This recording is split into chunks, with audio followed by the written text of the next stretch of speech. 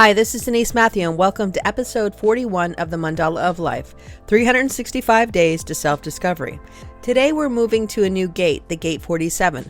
The Gate 47 and also the Gate 64 make up a full channel, and they're also the only two gates that are side by side on the mandala. So today we're going to continue with the theme that we talked about last week, where we're moving out of the head center into the ajna to discuss how the Gate 47 operates in our body graph. Where the Gate 64 is downloads and connection with potential superconsciousness, but also a remembrance of the past experiences, the Gate 47 figures out what it all meant, and is also the place where potential awareness can occur. When we move to the ajna, away from the head center, we're moving away from the fuel or the pressure to the awareness that can come with time. The Gate 64 gives the confusion or this concept of not understanding what things meant, and the Gate 47 can bring the awareness or why things happened the way they did. There's hope within this energy that you will find a meaning, some tiny nugget of value that will in some way make the experience that you had worthwhile. But this energy runs on universal time, meaning that no amount of pushing or trying will give us the clarity or the reasoning that we want. Patience is always going to be key when we have the energy of the Gate 47. Realizations come in divine timing. The oppression that can come within this energy is related to the concept that we just don't know when those realizations or those epiphanies might come, and even if they will come at all. Yet built within this energy is an ability to transcend the pressure from the mind to figure things out, to transcend the time that we want to move faster. And when we hold our expectations loosely, then that's when we have our greatest potential to be one with the universe and accept the divine gift of realization that is part of the process of being human. But before we get into new content, let's quickly go over what we talked about in our last episode. In our last episode, we talked about the Gate 64 and how it brings pressure to figure things out, especially what the experiences of our life meant. But before we can comprehend what it all meant, confusion comes first, where the memories come out of order, and only after we receive the energy of the Gate 47 can we make sense of what it all meant. The Gate 64 is half of the 6447 channel, called the channel of abstraction. The downloads of the Gate 64 can be connected to superconsciousness and past experiences that you've had. This is a place that is easy to get lost in your thoughts, to have the same ideas and concepts circulate in your mind without clarity. This is a place where powerful dreaming can exist as well. There is no logic or patterns within this energy, and because of that, it can sometimes make it feel more difficult to understand or make sense of. But it's also a place that, with time and patience, clarity comes. And if you want to find out more about the Gate 64, please check out episode 40. With that said, let's get into new content. And please don't forget to check out the other episodes of the Mandala of Life. As all gates in human design, they usually have a few names. Here the names are oppression and also the Gate of Realization. And both names definitely describe the energy of the Gate 47. When we talk about the Gate of Realization, we're talking about the energy that is found in the awareness center or the ajna. After the Gate 64 has had its downloads, it fuels the Gate 47, and the Gate 47 is challenged with the concept of putting all the sequences together to make a picture and a realization of what it all meant to you. This is part of abstract energy or also experiential energy, meaning that this is the basis of being human, in that we experience life and everything that we do, we want to have some meaning or some value connected. The end goal is to have some level of evolution after the experience has happened. So we go to the past and we look at what happened and the meaning in it. So we begin with the Gate 64, and this is where we get the data, but we don't always remember exactly as it happened. In fact, when we look at the concept of people telling stories about events that happened, everyone has their own unique perspective, which speaks to the concept of our uniqueness and that we all see things in a different way. This sometimes means that other people might have more clarity about experiences that you've had if they've been part of it than you do. And yet we still need to figure things out for ourselves to find that clarity of how that experience in some way shifted our reality. The most important part of abstract energy is to have an experience, to contemplate or ponder or even make sense of what it meant, and to eventually share it with other people. And yet before you share, clarity needs to come.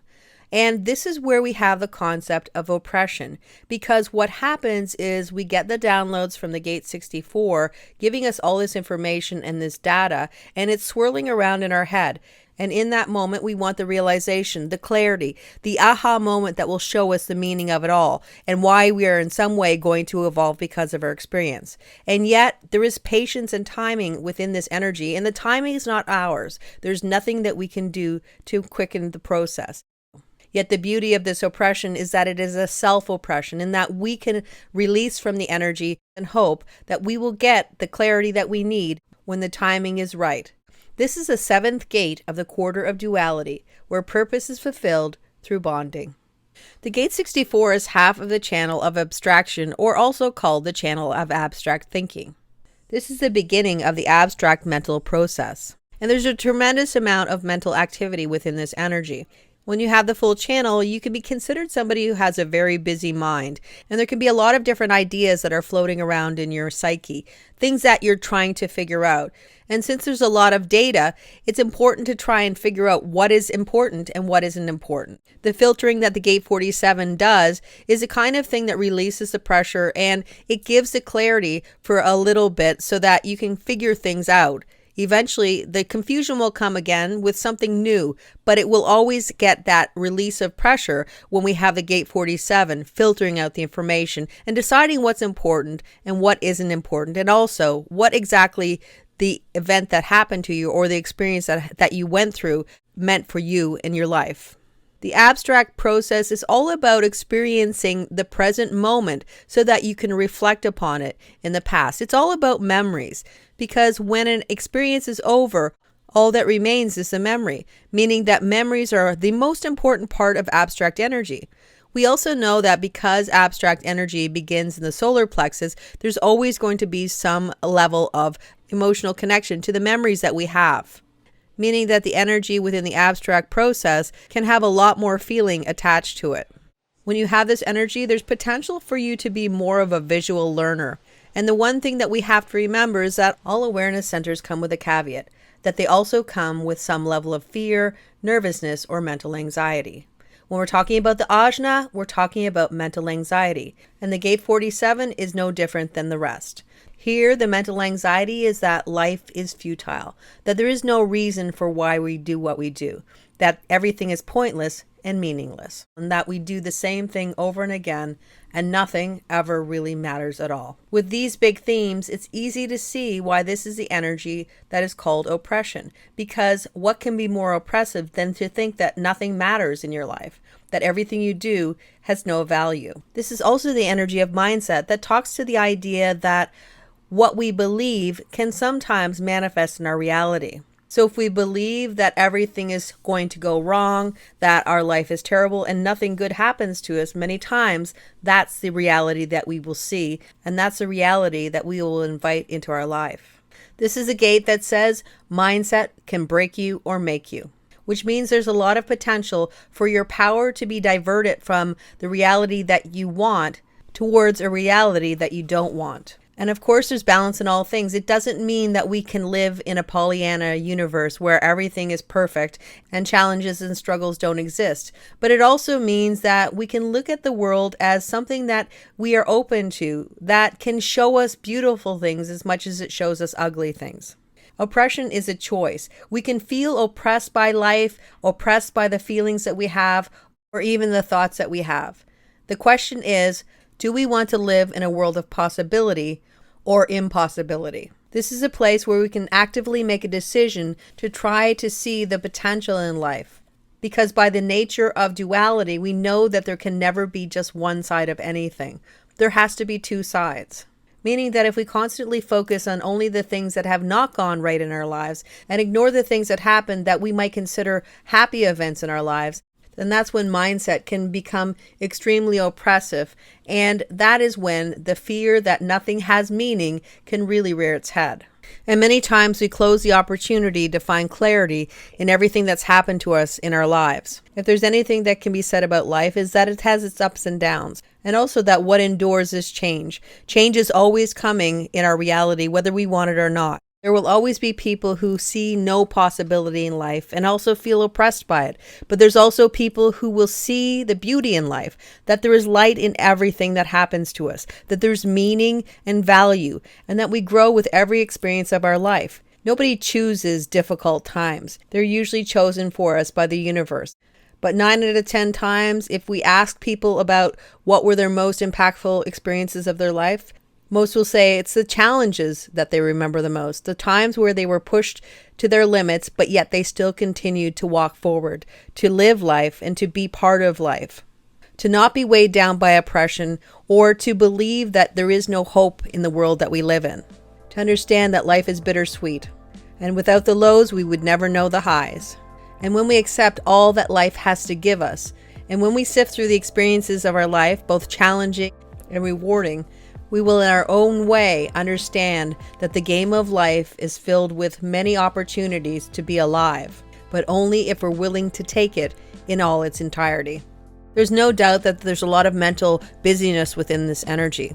And since we know that electromagnetics are always happening where we're getting it through people or planetary transits, even if we have a hanging gate 47, we will have the channel.